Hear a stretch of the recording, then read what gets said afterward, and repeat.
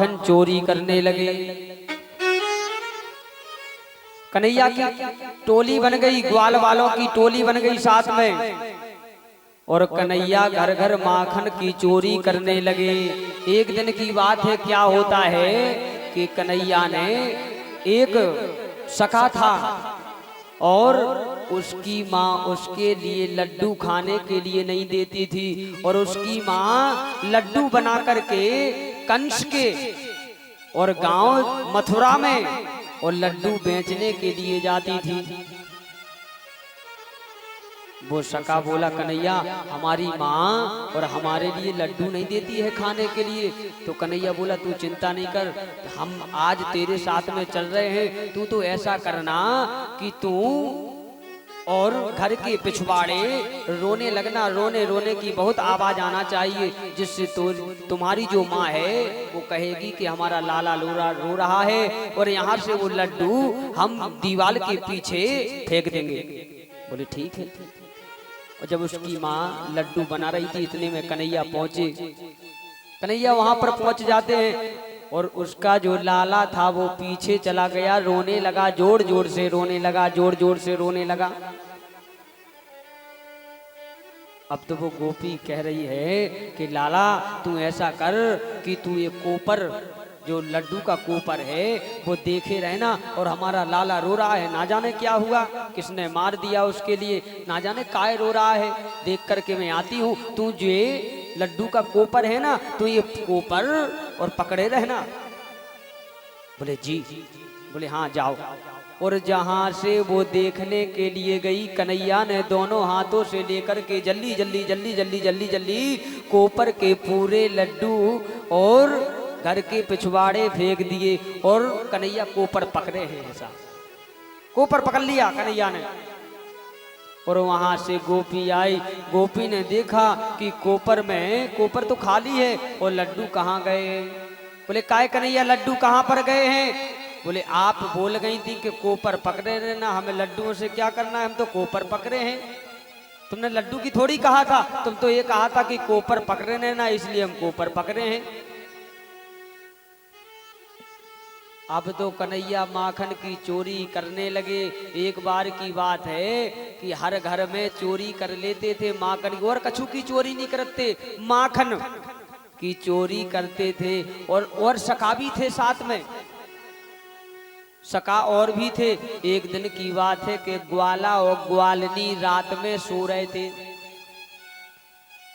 और कन्हैया का डर इतना हो गया था कि वो नीचे माखन कोई रखता नहीं था अपने अपने घर में। ऊपर सींको जाना तुम, और सींको वो देहात में सींके पे मटेली टांग देते, कछू टांग देते के जो बिल्ली मिल्ली आए हैं तो खा नहीं पाए। तो सींको टंगो तो सींके पे, और वो मटकी सींके पे मटकी रखी, ऊपर से प्लेट रखी। अब सींके पे कैसे इतने ऊंचे कन्हैया बोड़ पे हैं। वो कन्हैया रात में जल्दी हाथ डाल के और सांकर खोली कन्हैया ने, और पूरी ग्वालवाल मंडली घर में दाखिल हो गई। बोले गोपी और ग्वाला तो सो रहे हैं। अच्छा, गोपी ग्वाला सो रहे थे, अलग अलग खटिया डरी थी, ई साइड, और बगल बगल में सो रहे थे। थोड़ा सो गैप, एक बेथा फैसला तो सो ग्वाला की दाढ़ी जा बड़ी हती, ग्वाला की दाढ़ी इतनी बड़ी हती, और ग्वालनी की चोटी बाल जे बड़े हते। सो कन्हैया ने का करो के ग्वाला की दाढ़ी और गोपी की चोटी कन्हैया ने बांध दई। और कन्हैया और घोड़ा, एक मित्र घोड़ा बना कन्हैया चढ़ा, और कन्हैया ने जहां से माखन की मटकी उतारी, और माखन लेके और मुख में दो, इतने में घंटी वहां पर रखी थी, घंटी बज गई अपने आप घंटी बज गई। कन्हैया करे, एक घंटी हमने मना की थी कि तू नहीं बजना। बोले कन्हैया, अगर तुम्हारे लाने भोग लगे तो हमारे लाने तो बजने होते ही है, तो हम तो अपने आप बज गए। और ग्वाला और ग्वालनी जग गए। अब भाई तनातनी, रात को समय है तो लाइट का चिमनी, लाइट जब थोड़ी होती, जब तो चिमनी दीपक जलता था। अब भाई तनातनी, ग्वाला कह रहे हमारी दाढ़ी छोड़ो, वो कह रही हमारी चोटी छोड़ो। हैं बोले भली आदमी ने हम थोड़ी तुम्हारी दाढ़ी चोटी पकड़े। वे कह रहे हम कौन दाढ़ी पकड़े हो, जहीं से दीपक जलाओ सो एक दूसरे में गांठ बंधी। बोले जो है कन्हैया और इसने और इसी ने किया है, और कन्हैया को हाथ पकड़ लो। ग्वालिनी ने हाथ पकड़ के बोले चलो यशोदा मैया के पास में। रात्रि का समय था और 9-10 बज रहे थे, और रात ही में पकड़ के और ग्वालिनी कन्हैया के लाने ले जा रही थी। सो कन्हैया बहुत चतुर रहते। कन्हैया ने कही ग्वालिनी से कि थोड़ी हाथ छोड़ियो, थोड़ा हाथ छोड़ियो, हमें थोड़ा सा और हाथ खुजली मच रही है, हाथ छोड़ो। और जैसे हाथ छोड़ो सो उनने उनके लड़का को हाथ पकड़ा दो। कन्हैया जान के सीधे घरे अपने महलों में, और गोपी इतनो बड़ो घूंघट डारे। और जैसे गोपी यशोदा मैया के महलों के पास आई, बोले मैया देख तेरे लाला की करतूत। बोले लाला तो हमारा यहाँ पर है। बोले देखो मैया, और जे ग्वालिनी है जो जे ऐसे ही झूठा इंजाम लगाती है हम पर। हम तो जबकि यहीं पर हैं, कमरा में थे, और देखो ना जाने किसके लिए पकड़ कर ले आई। और जहीं से ग्वालिनी ने देखो अपनो घूंघट उठा के सो उनको लड़का हतो। बोले कन्हैया ग्वालिनी कह रही छोड़े नहीं हम तुम्हारे लाने अब। बोले अब तुम्हारे लाने छोड़े नहीं। बोले सुनो, बोले छोड़े नहीं। बोले अब तुम यहाँ पर आई तो माखन मिस्त्री बिल्कुल ना बचे घर घर। बोलो राधे राधे। कन्हैया ने बहुत लीलाएं की। समय और गुजरा, कन्हैया और बड़े हुए। जो माता बहनें होती हैं यशोदा मैया और जो ग्वालने थी, उन्होंने कातक अनाया। जो कातक का महीना अब आ गया है, कातक का महीना माता बहन कवारी कन्याओं का था। ये कातक नहाना कवारी कन्याओं का, कात्यायनी देवी का व्रत रखती थी वो, जिससे वर अच्छा मिले। इसलिए कातक और कवारी कन्याओं ने कातक नहाया। वहां पर यशोदा मैया और कन्हैया माता बहने बड़े अच्छे अच्छे भजन गान लगत कातक में हैं, बड़े अच्छे लगत भजन कातक के। काय परीक्षित जी हैं, बड़े अच्छे झुंड के झुंड माता बहने चली जात। हाँ, कातक के महीना में झुंड के झुंड चली जात। वो माता बहने बड़े अच्छे भजन गाती जाऊ हैं। अब आऊ तो नहीं, लेकिन 2 लाने आती हैं। माता बहने बड़े अच्छे भजन गात जाऊ।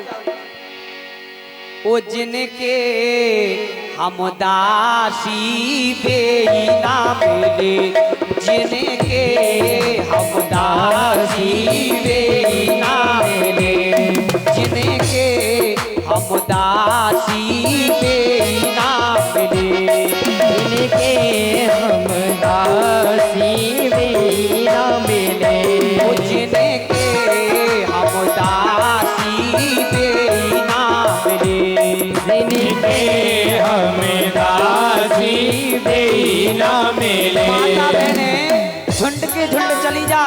वो बड़े प्यारे कातक में लगत गीत हजारन माता बहने वृंदावन में जाने के देखो आए कातक के महीना में। वो गाँव में देखो, मोरे मोकुटे मोरे ठाकुर जी को सोहे, मोरे मोकुटे मोरे ठाकुर जी को सोहे, ठाकुर जी को सोहे पहना ठाकुर जी को सोहे, ठाकुर जी को सोहे मोरे ठाकुर जी को सोहे। सो गलियन होए गलियन बीच बसालई हरन काशी, बसालई हरन काशी बेई ना मिले, जिनके हम दासी बेई ना मिले।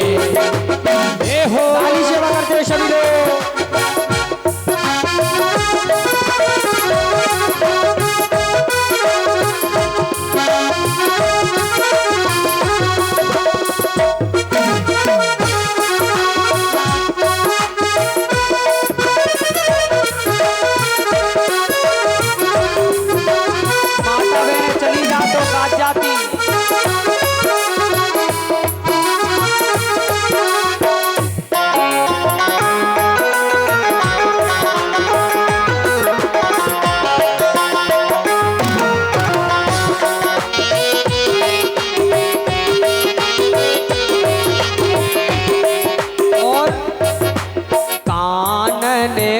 कुंडल मोरे ठाकुर जी खुशो है।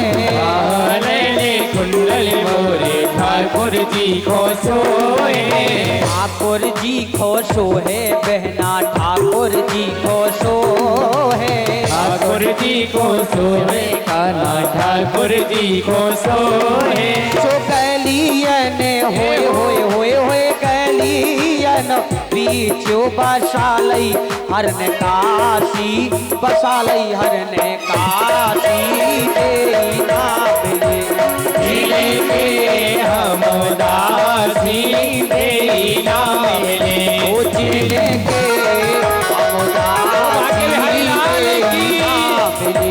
जिले के हम दासी तेरी नाम ले। और माता बहन एक भजन और गा जाओ का गा जाओ वो का गा जाओ।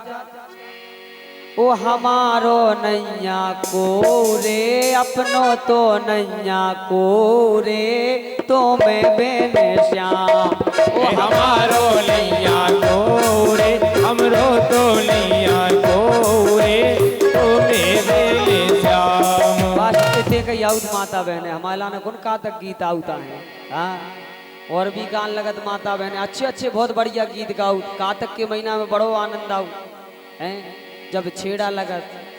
अरे आ जाऊंगी बड़ी भोरे दहीरा लेके आ जाऊंगी बड़ी भोर। आ जाऊंगी बड़ी भोरे दहीरा लेके आ जाऊंगी बड़ी भोर। आ जाऊंगी बड़ी भोरे दहीरा लेके आ जाऊंगी बड़ी हो। जो कार्तिक का महीना रहता था वो कवारी कन्याओं का कात्यायनी देवी का व्रत करती थी और यमुना जी में वस्त्र और अन्न वस्त्र छीन होकर के स्नान करती थी कन्याएं।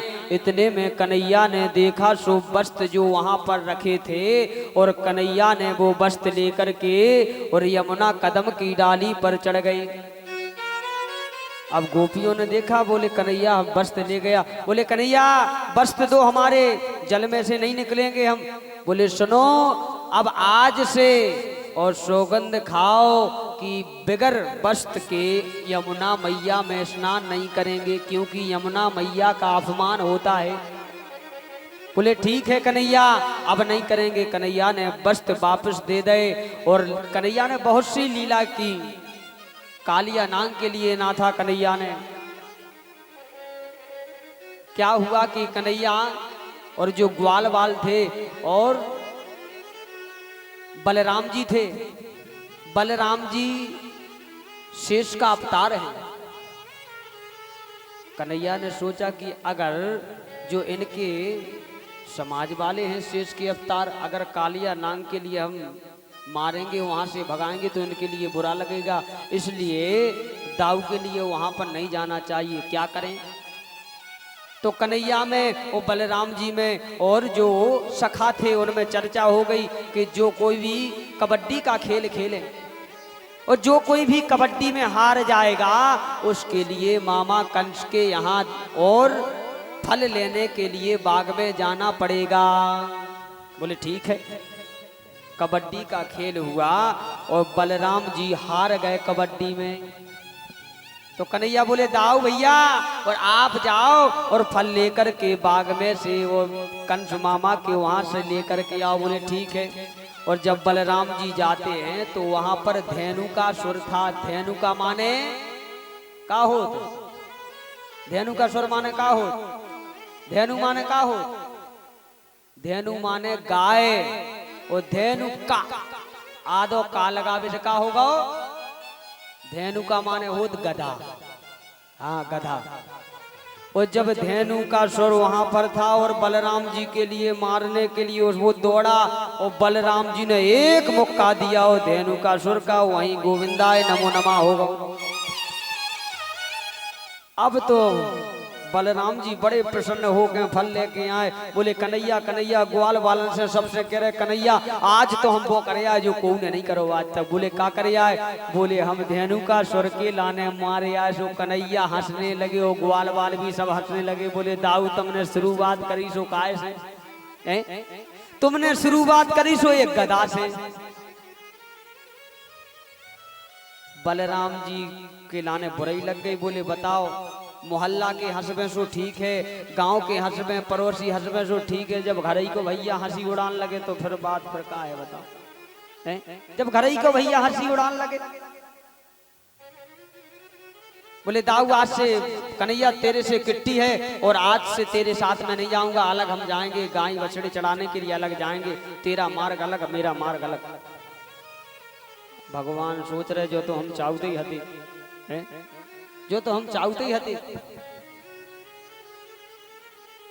जो सखा थे कन्हैया के साथ में, वो जहां पर कालिया नांग रहता था, काली दय में, नदी के किनारे यमुना जी में काली दय था, और वहां पर कन्हैया पहुंचे। बोले भाई आज खेल काय का होना चाहिए? बोले आज गेंद का खेल होना चाहिए, और मनसुखा के पास में गेंद है और तुम वो हमारे लिए गेंद दे दो। बोले नहीं हमारी गेंद पानी में चली जाएगी। कन्हैया कह रहे सोने की गेंद बनवा के दे दें, हीरे जवाहरात लगवा के। नहीं, बोले नहीं देंगे। मनसुखा बोला हम गेंद नहीं देंगे। एक मित्र बोला भाई दे दो कन्हैया के लिए गेंद, कन्हैया मानी जाएगी, पानी में नहीं जाएगी। कन्हैया के लिए मनसुखा ने गेंद दे दी। अब कन्हैया तो लीला रच रहे हैं, और कन्हैया ने जहां से गेंद फेंकी और गेंद काली दय में चली जाती है। अब तो मनसुखा कह रहा है कन्हैया गेंद तो बे ही चाहिए हमारे लिए, गेंद वो ही गेंद चाहिए हमारे लिए, और हमारे लिए कोई गेंद नहीं चाहिए। गेंद लूंगा तो बे ही लूंगा,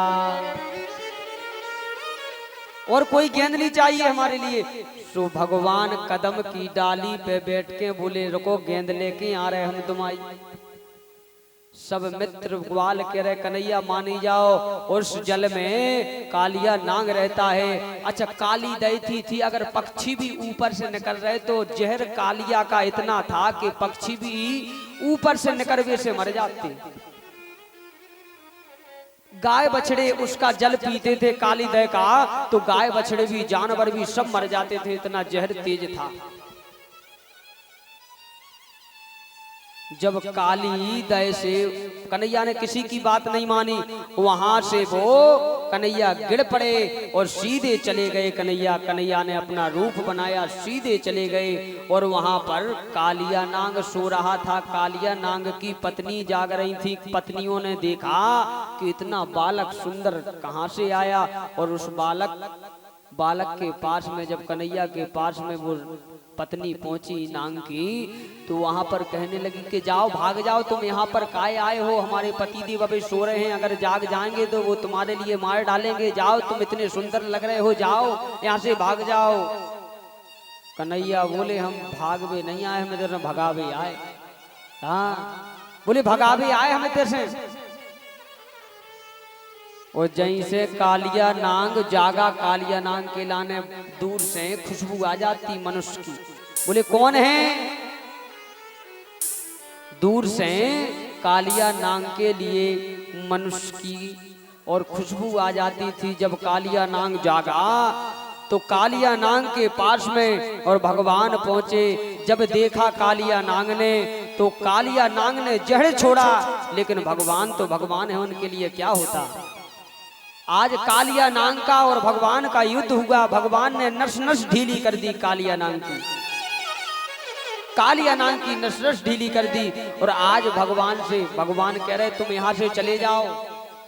बोले नहीं हम यहाँ से जाएंगे तो विष्णु भगवान के जो गरुड़ है, गरुड़ हमारे लिए खा लेगा। क्यों?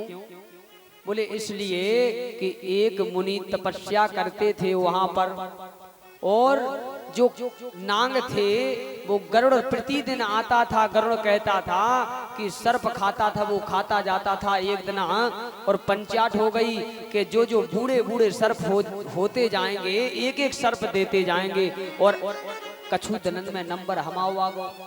सो हम यहाँ पर भाग आए, काय के इते गरुड़ आ नहीं सकत, काय के इते गरुड़ के लाने शराप है, अगर गरुड़ यहाँ पर आ जाएगा तो जल के भस्म हो जाएगा। बोलो राधे राधे। बोले तुम चिंता नहीं करो, जिस और के ऊपर भगवान के पद्म पर गए होए और उनके लिए कोई मारने वाला नहीं हो सकता। जाओ और आज से तुम यहाँ से चले जाओ और यहाँ दिखना नहीं और कोई तुम्हारे लिए नहीं मारेगा। आज कालिया नांग भगवान के लिए और फनों पर बैठाल करके यमुना के बाहर निकालते हैं और वहाँ से कालिया नांग और चले जाते हैं। बोलिए बांके बिहारी लाल की जय। अब आइए गोवर्धन के लिए